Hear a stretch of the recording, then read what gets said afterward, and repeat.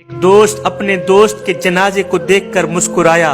ایک بزرگ بولا، بیٹا جوان جنازے میں مسکرایا نہیں کرتے۔ جوان نے آنکھیں پوچھتے ہوئے کہا، کیا بتاؤں بابا، دل تو خون کے آنسو رو رہا ہے، لیکن دوست سے وعدہ کیا تھا جب دبئی سے آؤں گا تو ہم مسکراتے ہوئے ملیں گے، جب بھی ملیں گے انشاءاللہ مسکراتے ہوئے ملیں گے۔ اس دوست نے بھی مجھے کہا تھا، ٹھیک ہے، جب میں مر جاؤں گا، جب میرے پاس آنا تو مسکراتے ہوئے آنا، مسکراتے ہوئے آنا، روتے ہوئے نہ آنا، کیونکہ اس وقت یار کے آنسو پوچھنے کے لیے میرے ہاتھ نہیں ہوں گے۔ اس وقت یار تو مجھے دیکھ سکے گا، میں نہیں دیکھ سکوں گا۔ زندہ لوگوں کی قدر کریں صاحب، مرنے کے بعد تو دشمن بھی چہرہ دیکھنے آ جاتے ہیں۔ ایک غازی کا کسی مشرک سے مقابلہ ہوا، کافی دیر تک لڑائی میں مصروف رہے، جدال و قتال میں مصروف رہے۔ نماز کا وقت آیا، غازی نے کہا، مشرک مجھے تھوڑی دیر کے لیے مہلت دو، میں اللہ کو سجدہ کر لوں، اللہ کے حضور جھک لوں، میں نماز پڑھ لوں۔ مشرک نے اسے تھوڑی دیر کے لیے مہلت دی۔ مشرک تلوار اٹھا کے ایک سائیڈ پہ بیٹھ گیا۔ غازی نماز پڑھنے لگا، اللہ کے حضور جھکنے لگا، اس نے قیام کیا، رکوع کیا، سجدہ کیا۔ نماز سے فارغ ہونے کے بعد پھر جدال و قتال میں مصروف ہو گئے۔ اتنے میں مشرک کی پوجا پاٹ کا وقت آیا، مشرک کی عبادت کا وقت آیا۔ مشرک نے کہا، اب میری عبادت کا وقت آ گیا ہے، مجھے تھوڑی دیر کے لیے مہلت دو، میں بھی پوجا کر لوں، میں بھی عبادت کر لوں۔ غازی نے، مسلمان نے اسے مہلت دے دی۔ اب وہ پوجا پاٹ میں مصروف ہو گیا، عبادت میں مصروف ہو گیا۔ اتنے میں شیطان آیا، غازی کو کہنے لگا، وقت آ گیا ہے کامیابی کا، وقت آ گیا ہے نصرت کا، اٹھو تلوار اٹھاؤ، یہ عبادت میں مصروف ہے، پوجا پاٹ میں مصروف ہے، اس کا کام تمام کر دو، اس کا سر تن سے جدا کر دو، اس کا سر اڑا دو، کامیاب ہو جاؤ، غازی بن کے نکلو۔ ایک دم غیب سے آواز آئی، نہ غازی نہ، عبادت کی حالت میں اسے مت مارنا، اگر ایسا کرو گے تو تم ہار جاؤ گے، مشرک جیت جائے گا، ایسا کرنے میں تمہاری کامیابی نہیں ناکامی ہے، شیطان کی بات مت ماننا۔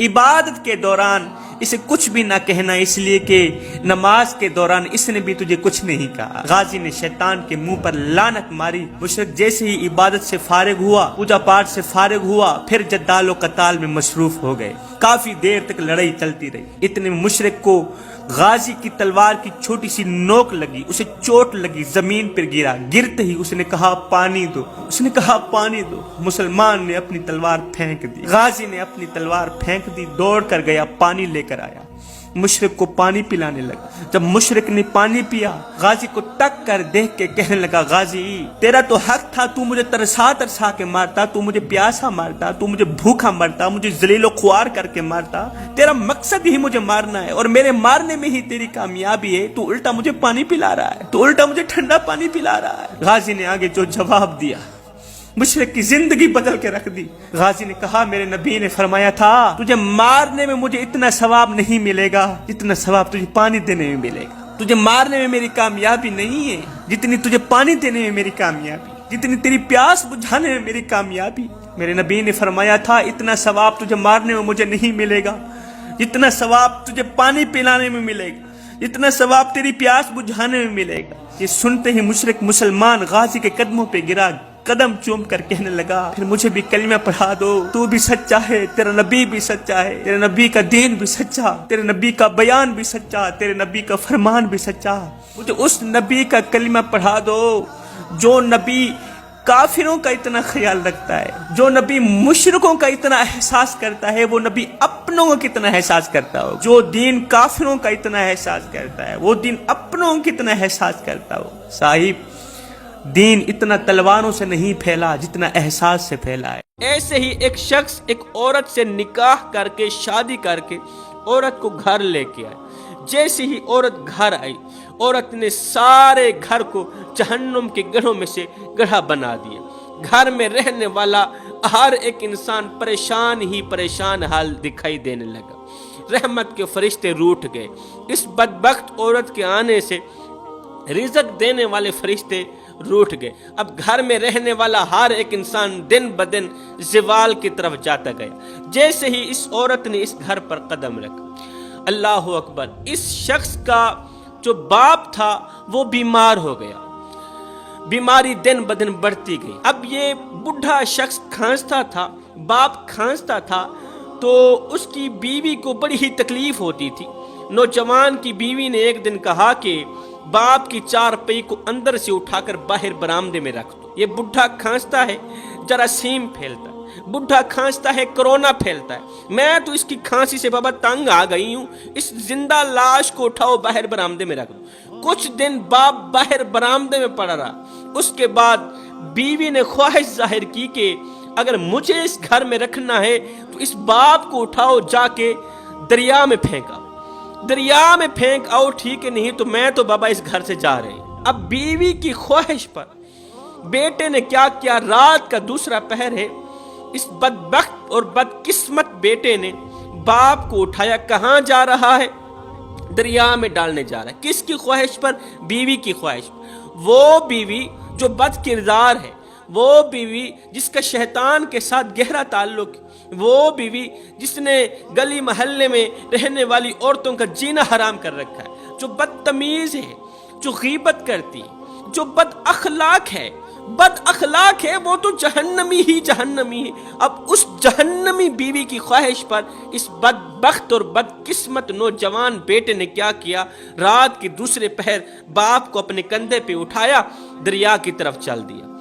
दरिया के अंदर इसने कदम रखा, जैसे ही पानी इसके कंधों तक आया, बीमार बाप को दरिया के अंदर फेंकने ही वाला था कि बाप बोल ही पड़ा, बेटे मुझे यहां मत फेंको, मुझे यहां ना फेंको, 2 कदम आगे करके फेंको। बेटे ने कहा, बाबा 2 कदम आगे करके फेंकने की वजह ही क्या है?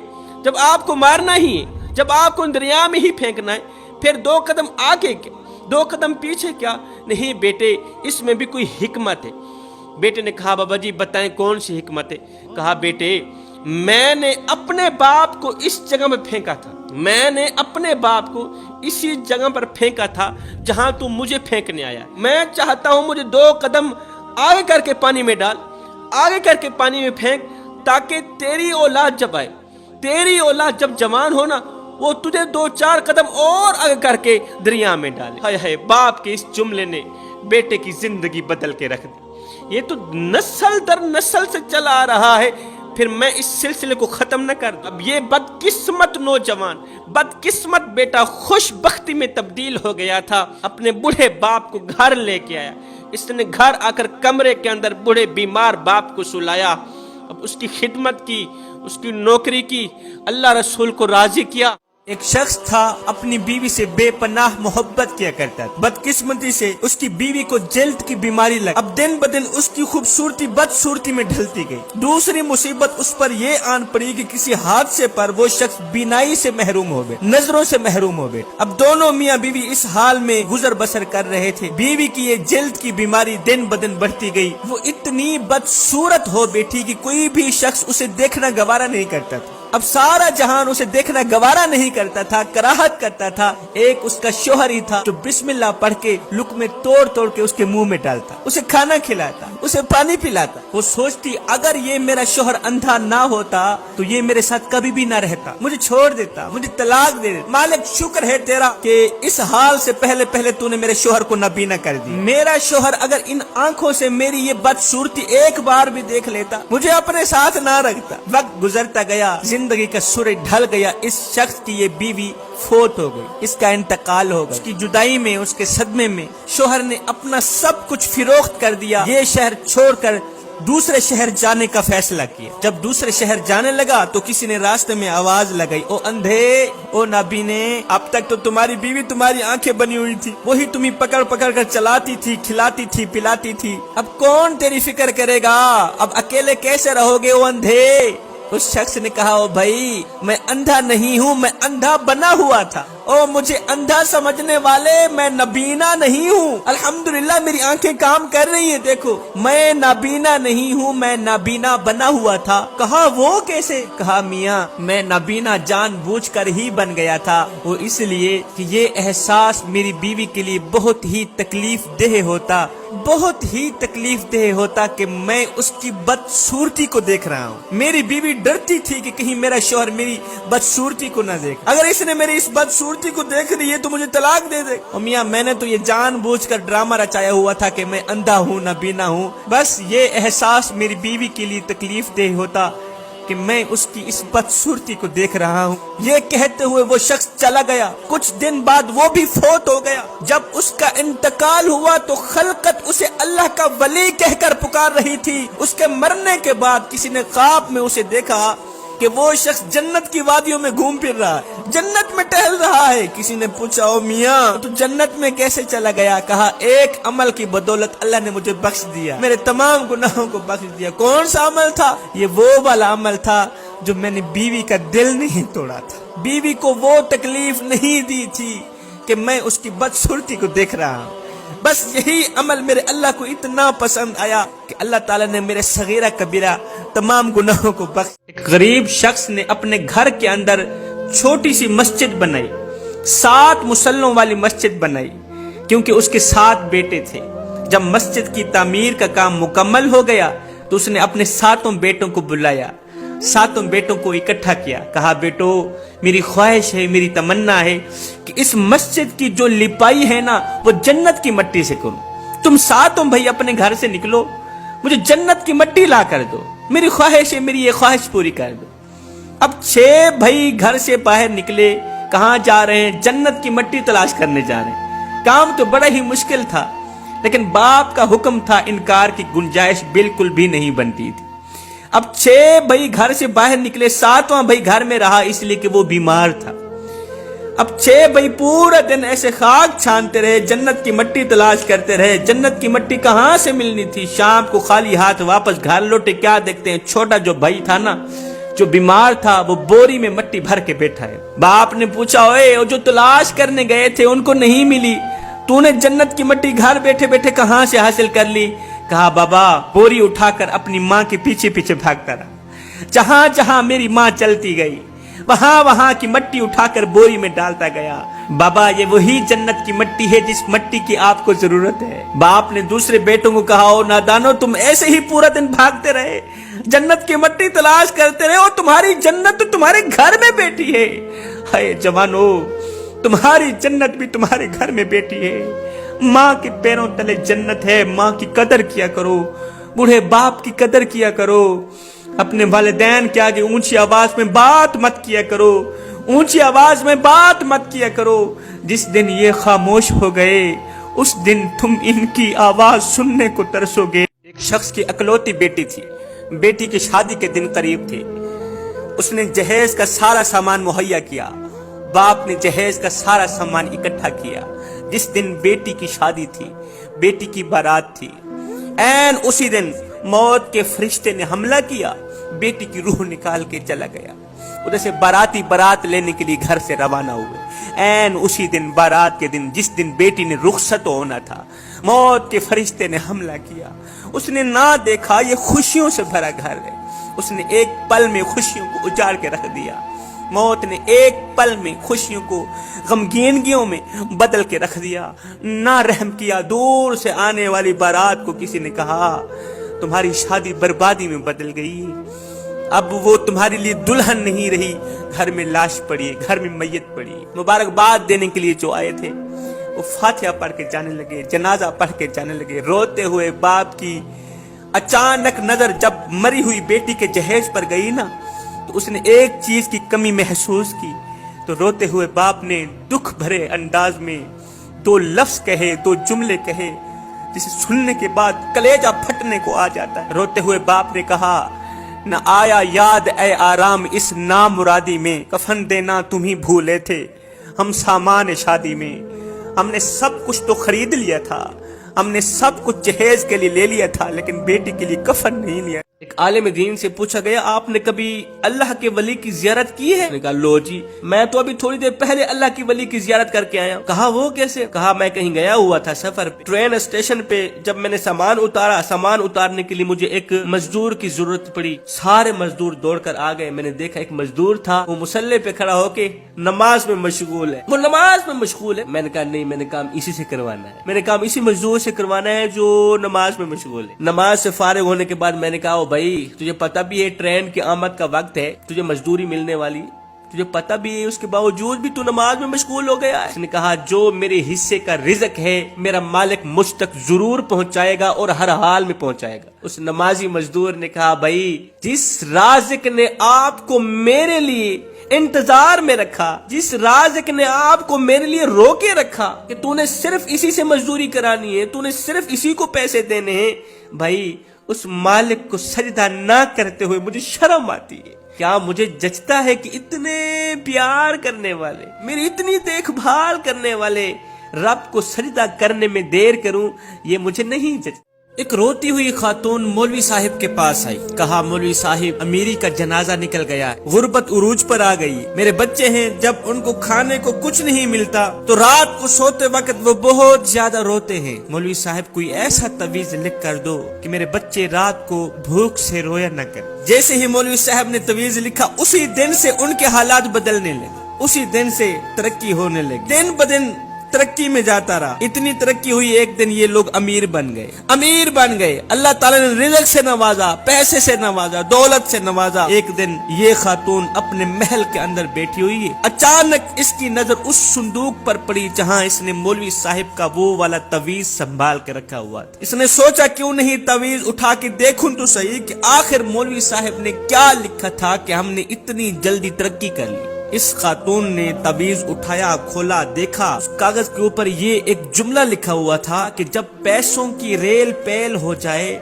تو یہ پیسہ تجوری میں چھپانے کے بجائے ایسے گھر میں دے دینا جہاں رات کو بھوک کی وجہ سے بچوں کے رونے کی آواز آتی۔ خوبصورت عورت تھی، اللہ نے بڑے ہی حسن سے نواز رکھا تھا، بڑی ہی حسین و جمیل حسن کی ملکہ شہزادی۔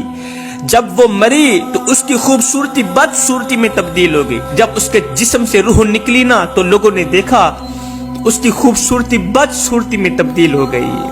دیگر عورتوں نے دیکھا، کہا یہ تو نمازیہ عورت تھی، نمازیں پڑھا کرتی تھی، قرآن پڑھا کرتی تھی، تہجد گزار عورت تھی، اس کی خوبصورت شکل کو کیا ہو گیا ہے؟ یہ تو وقت تھا، اس کی پیشانی سے، اس کے چہرے سے نور چمکتا، اس کے چہرے کو کیا ہو گیا ہے؟ اس کا خوبصورت چہرہ بدصورتی میں تبدیل کیوں ہو گیا؟ خیر اس کو غسل دیا گیا، کفن دیا گیا، جنازہ پڑھایا گیا۔ تدفین کے بعد کافی عرصہ بعد کسی خاتون نے اسے خواب میں دیکھا کہ وہ قبر میں چیخ و پکار کر رہی، رو رہی ہے، تڑپ رہی ہے، چیخ رہی ہے، کہتی ہے مجھے بچاؤ، مجھے بچاؤ، مجھے بچاؤ۔ اس نے پوچھا تو نماز بھی پڑھتی تھی، قرآن بھی پڑھتی تھی، تہجد گزار تھی، اچھی عورت تھی، مومنہ عورت تھی، تجھے کیا ہو گیا ہے؟ اللہ تعالیٰ نے کس گناہ کی وجہ سے تجھے اتنا بڑا عذاب دے رکھا ہے کہ قبر سے تیری چیخیں نکل رہی ہیں؟ تو اس عورت نے کہا کہ میں سب کچھ کرتی تھی، میں قرآن بھی پڑھتی تھی، میں نماز بھی پڑھتی تھی، میں تہجد بھی پڑھتی تھی، لیکن میں پردہ نہیں کرتی تھی، میں بن سنور کے باہر نکلتی تھی، میک اپ کر کے خوبصورت سا چہرہ بنا کے گلی سے باہر نکلا کرتی تھی، اس سوچ کی بنیاد پر کہ لوگ مجھے دیکھیں، جو ایک بار دیکھے بار بار دیکھنے کی خواہش پیدا ہو، بس اس سوچ کی بنیاد پر میں گھر سے باہر نکلتی۔ میرا جو حسن تھا وہ میرے شوہر کے لیے نہیں تھا، یہ میری ایک سوچ تھی، میرا جو حسن تھا وہ باہر والوں کے لیے، نامحرم لوگوں کے لیے تھا۔ میں نماز پڑھتی تھی، نماز میرے منہ پہ ماری گئی، میں قرآن پڑھتی تھی، میرے منہ پہ مارا گیا۔ اللہ تعالیٰ نے ایک سانپ کی ڈیوٹی لگا دی ہے، وہ سانپ روزانہ آ کے کبھی میرے گالوں پہ ڈنگ مارتا ہے، کبھی میری پیشانی پہ ڈنگ مارتا ہے، کبھی میرے ہونٹوں پہ ڈنگ مارتا ہے۔ وہ نشیلی آنکھیں جس پہ میں بار بار اتراتی تھی، وہ خوبصورت چہرہ جس میں بار بار اتراتی تھی کہ میرا چہرہ کتنا خوبصورت ہے، کتنا حسین و جمیل ہے، اس چہرے کو سانپ ڈس رہا ہے، جو ایک پر ڈستا ہے میں 70 گز اور زمین کے اندر دھنس جاتی ہوں، میرے لیے یہی عذاب ہی کافی۔ ایک نوجوان تھا، وہ عورتوں کی صحبت میں زیادہ دیر تک بیٹھا کرتا تھا اور بیٹھنے کا شوق رکھتا تھا، عادی بن گیا تھا۔ وہ نوجوان نمازی بھی تھا، قرآن بھی پڑھتا تھا، اللہ بھی کرتا تھا، تہجد گزار نوجوان تھا۔ ایک دن اس کے باپ نے کہا، بیٹے عورتوں کی صحبت میں نہ بیٹھا کر، درمیان میں شیطان بیٹھا ہوتا ہے، وہ دونوں کو ورغلاتا ہے، دونوں کو ورغلاتے ایک دن گناہ کرنے پہ آمادہ کر ہی دیتا ہے، کیونکہ شیطان انسان کا کھلا دشمن۔ عورتوں کی صحبت میں بیٹھنے کی عادت ٹھیک نہیں ہے، یہ تجھے دنیا و آخرت میں تباہ و برباد کر دے گا۔ اس نے کہا نہیں بابا، میرا دماغ الحمدللہ پاک و صاف، میرا ذہن پاک و صاف ہے، میرا دل پاک ہے، میں پاکیزہ ہوں، نمازی ہوں، پرہیزگار ہوں، تہجد گزار ہوں، عورت کی صحبت میرا کچھ نہیں بگاڑتی۔ اب باپ نے اسے پریکٹیکل طور پہ سمجھانا چاہا۔ باپ نے کہا بیٹے جاؤ بازار سے 2 کلو صاف ستھرے سیب لے کے آؤ۔ نوجوان بیٹا گیا بازار میں، 2 کلو صاف اور ستھرے سیب لے کے آیا۔ باپ نے کہا اب جاؤ 1 کلو گندے گلے سڑے سیب لے کے آؤ۔ باپ کے حکم کو سر آنکھوں پہ رکھتے ہوئے دوسری بار بازار میں گیا، 1 کلو گندے گلے سڑے سیب لے کے آ گئے۔ اب باپ نے کیا کیا اسی کے سامنے اسے سمجھانے کے لیے کہا بیٹا ٹوکری لے کے آؤ۔ ٹوکری لے کے آ گیا، 2 کلو صاف ستھرے سیب ٹوکری میں ڈال دیے، 1 کلو گندے گلے سڑے سیب ٹوکری میں ڈال دیے، کہا ایک سائڈ پہ رکھ دو، صبح اٹھ کے میں آپ کو یہ دکھا کے کچھ سمجھاؤں گا، اس سے سبق حاصل کرنا۔ اب نوجوان نے صبح ہونے کا انتظار کیا۔ صبح کا جیسے ہی سورج چمکا نوجوان نے کہا بابا ٹوکری لے کے آؤں، کہا لے۔ جب ٹوکری لے کے آیا، ٹوکری کھولی، باپ نے بیٹے کو دکھایا کہ وہ جو گلے سڑے کلو سیب تھے نا، گلے سڑے سیب تھے نا، انہوں نے 2 کلو صاف ستھرے سیبوں کا بھی بیڑا غرق کر رکھا تھا۔ وہ جو گلے سڑے 1 کلو سیب تھے، انہوں نے صاف ستھرے سیبوں کو بھی خراب کر رکھا تھا۔ یہ دکھاتے ہوئے فرمایا بیٹے تو کتنا بھی نمازی کیوں نہ بن جائے، تو جتنا بھی پرہیزگار کیوں نہ بن جائے، تو جتنا بھی تہجد گزار کیوں نہ بن جائے، ایک دن آئے گا عورت کی صحبت تجھے تباہ و برباد کر دے گی۔ عورت کی صحبت جت جائے گی تو ہار جائے گا، شیطان جت جائے گا، تیری پرہیزگاری ہار جائے گی، لہٰذا عورتوں کی صحبت میں نہ بیٹھا۔